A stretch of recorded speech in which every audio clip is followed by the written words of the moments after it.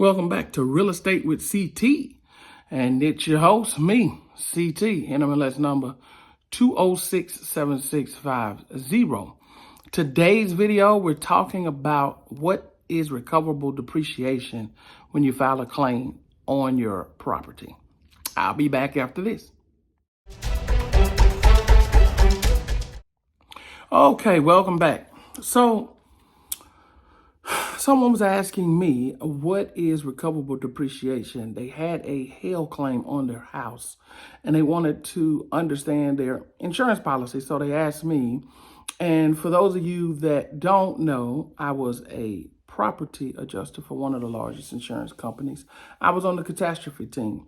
So let me give you guys a breakdown of how property adjusting works. You have catastrophe adjusters. Those are adjusters that travel nationwide and do claims, and then you have regional adjusters, and they generally cover a territory. So they may be in, let's just say they may travel Texas. They may just do the whole state of Texas and maybe go over one state, maybe like Louisiana or something like that. But a catastrophe adjuster, they can go anywhere. I've been to multiple different places. I've been to Montana, I've been to Houston, I've been to Austin, I've been to Boston, I've been to Minnesota, so I can go anywhere and do a claim. So I have an extensive knowledge base and background on doing claims, whether they are roof claims and or interior claims.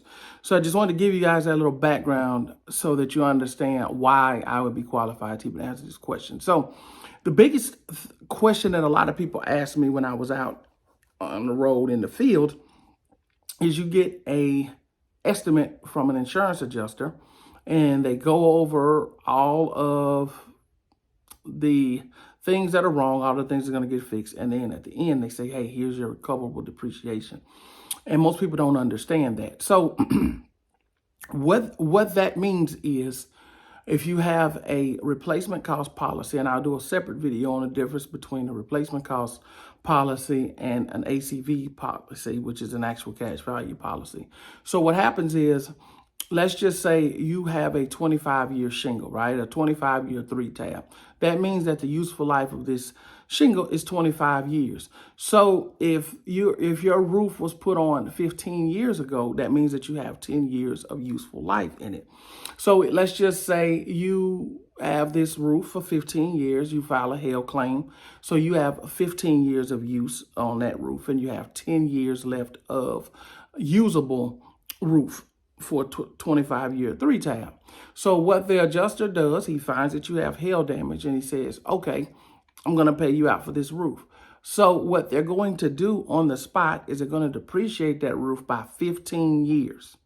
So we're going to use simple numbers. So let's just say that the roof is worth $10,000 to put on brand new.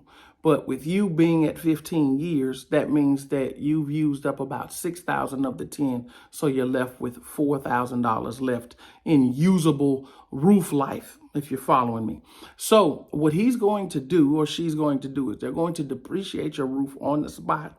And they're going to say, hey, you have about $4,000 worth of roof left, equating to the 10 years that's remaining on your 25-year 3-tab. So they're going to give you that $4,000 on the spot, okay? And after you get all of the repairs done to your roof, that's the recoverable depreciation.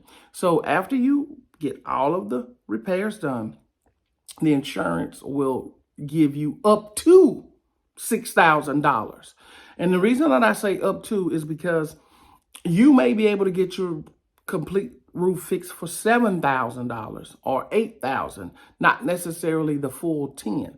So they're going to give you an initial check for $4,000, and then you're going to have to send in receipts after the job is complete up to $10,000. So if the contractor only charges $8,000, then you'll only get an additional $4,000 because you're not going to get $6,000 and then you pay the contractor $4,000 and you keep $2,000 because then you would be profiting. Insurance is to make you whole again. It's not to actually make a profit. So I'll use another example to bring it home because most people have purchased a car or know a little bit more about cars. So just imagine that you buy a car for $20,000. Right, cash money. You buy it for $20,000, you get the insurance, you drive off the lot, and boom, somebody hit you. But as soon as you drove it off the lot, you lost $10,000 in that car. So that car you just spent $20,000 for is worth 10.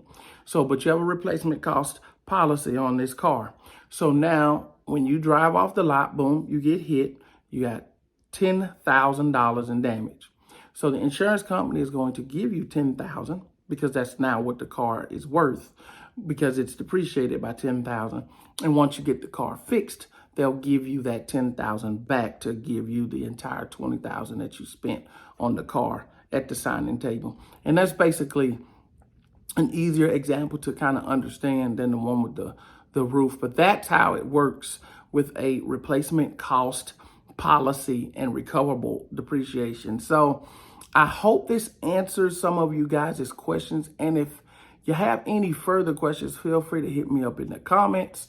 I'll be more than happy to answer it. And I'll be doing a series like this where I will answer questions related to insurance policies, because specifically homeowners policies and even rental policies, because it seems that a lot of people have a lot of questions about that. I try not to be too long, but sometimes I may have to be longer just to get the point across. So just remember, replacement cost is what it costs to replace your roof. And so when I give you your initial check on the spot, it's going to be the depreciated value of your roof. And once your repairs are complete, I will give you the full value of a replacement of your roof. So guys, that's it for today. I hope that answers your question. And as you guys can see, it's Real Estate with CT. I'm back better than ever. And I'll see you guys on the next one. Have a good one.